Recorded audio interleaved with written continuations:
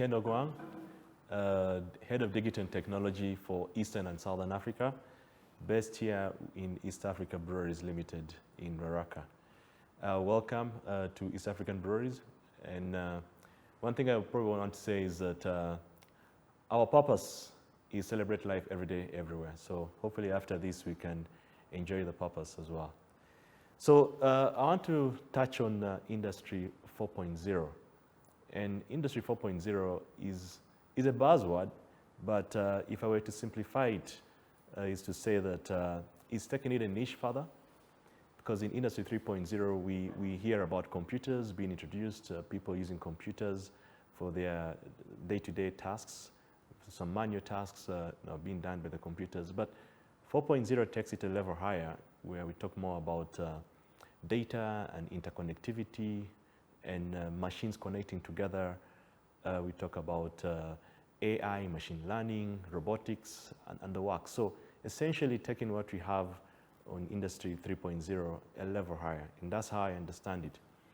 And today I just want to touch base on my understanding, the practicality of it, my experience with it, all through the course of my working journey and my working life. And I'll take us back to the discussion that I had with my dad. My dad was also an engineer, and he was also in the same industry. He was working in the brewery. He was the chief engineer at Uganda Breweries Limited. And because of that, he used to interact a lot with the technology, whatever technology there was at that point in time. And when he discovered that I was heading into the technology field, and I had actually joined British American Tobacco then in the IT department, we started having discussions around technology and what that means. And I remember asking him at that point in time how it was in those days in regards to technology. And it was quite interesting because as the head of engineering, he used to work with the boilers, he used to move well into the factory as well. And some of the things he used to tell me in terms of how beer was brewed those days. And if you understand the way beer is brewed, of course you get the grain, and it goes through process with the mash, and something called the wort then comes out of that, and then that is what goes into the fermentation process. And that fermentation process, of course, you have yeast that is breaking down whatever mixture that is in there into alcohol. And the way they used to do that was to regulate the temperature.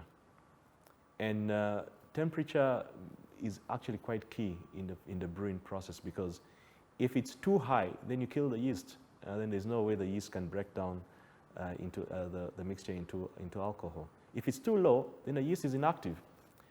So what then used to happen is somebody used to come in with a dipstick, the temperature, and with a thermometer, open the lids, dips in there, checks what the temperature is. If it's not optimal, then you either increase the heat or you reduce, so that the yeast can operate in an optimal manner.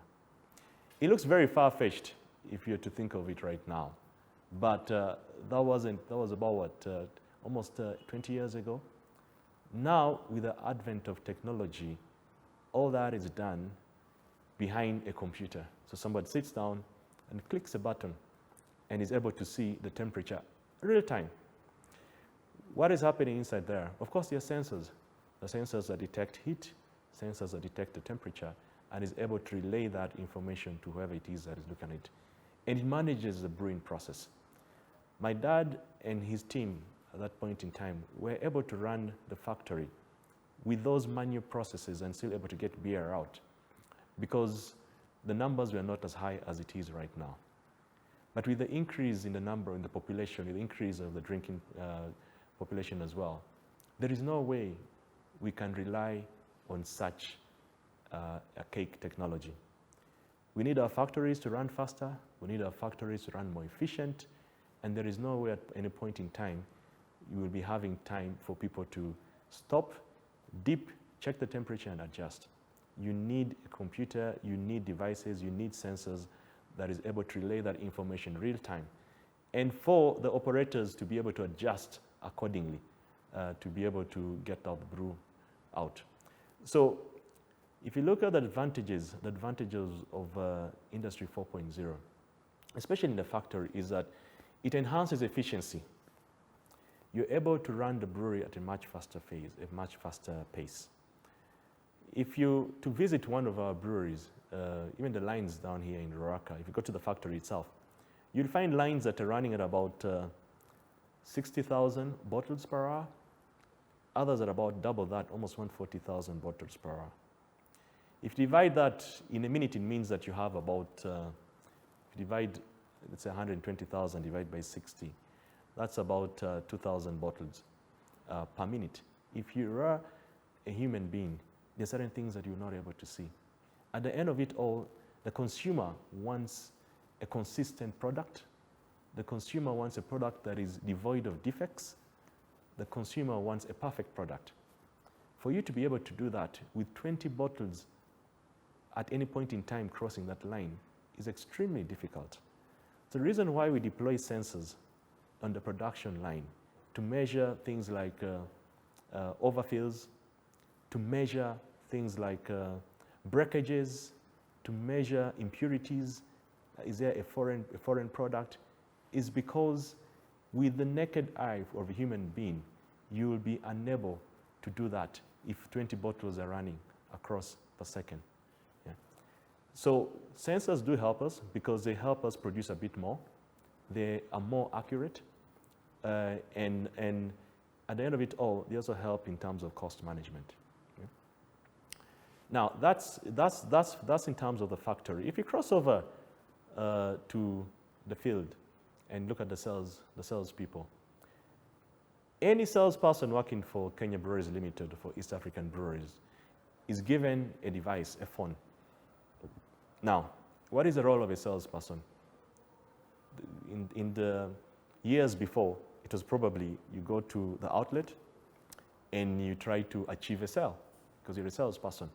And you achieve that by giving the products that you have and convincing the person on the other side to actually buy it. Now, that has since changed. Through machine learning and through AI, we have systems that we have implemented that is able to analyze the previous sales of the outlet, is able to look at the share of shelf. As a salesperson enters an outlet, they get their phone, they take a picture. That picture analyzes what we call as the share of shelf. The share of shelf is what gives you what percentage of products in that outlet is actually belonging to Diageo, or is belonging to EABL, or belonging to KBL. That report is combined with quite a number of other parameters for the salesperson to engage with the outlet owner and make an efficient sale. And or an effective sale. Let me just explain what that means. It's no longer just about selling. As a salesperson goes into the outlet, he already has with him or herself the history of that outlet. He already has as well what is missing on that outlet based on the share of shelf information. They also have more so what we refer to as prescriptive analytics in terms of if this outlet, based on the history, if this outlet is to sell this product, it can increase its revenue by this percentage. So a salesperson enters that outlet having a fruitful discussion in terms of, for the past 3 weeks or so, or the past 3 months, we have noticed that you've been selling premium products. If you were to introduce Johnny Walker 18, for example, your sales forecast may actually increase by this percentage. And it's not magic, he's actually getting it from the data that he has. And that is the power of machine learning, the power of AI. Because with machine learning and with the pictures that we take, the device is able to understand and learn which are Diageo products and which are non-Diageo products. So the Industry 4.0, I think for us, has really taken it a notch higher. The underlying theme in all that, and I've been talking about, has just been on data. Data, insights, and analytics. And I think that is where Industry 4.0 comes strong at. So it's not just having machines running, it's not just having things being done, factories running. It is the decision that you make based on the data, based on what you have. The data is being got because you have several sensors. You have several data points. In the factory, there are several sensors. You have several sensors in there. Within the sales fields, within the salespersons and visiting the outlets, they have several data points that they're actually looking at. Yeah? So that data is coming in from broad range of data sets and data sources that are out there. By providing the insights, providing the analytics, we help the business to make relevant decisions on time and efficiently. If you're to ask me, and I think I've been asked this question several times, what is your business looking out for at this point in time?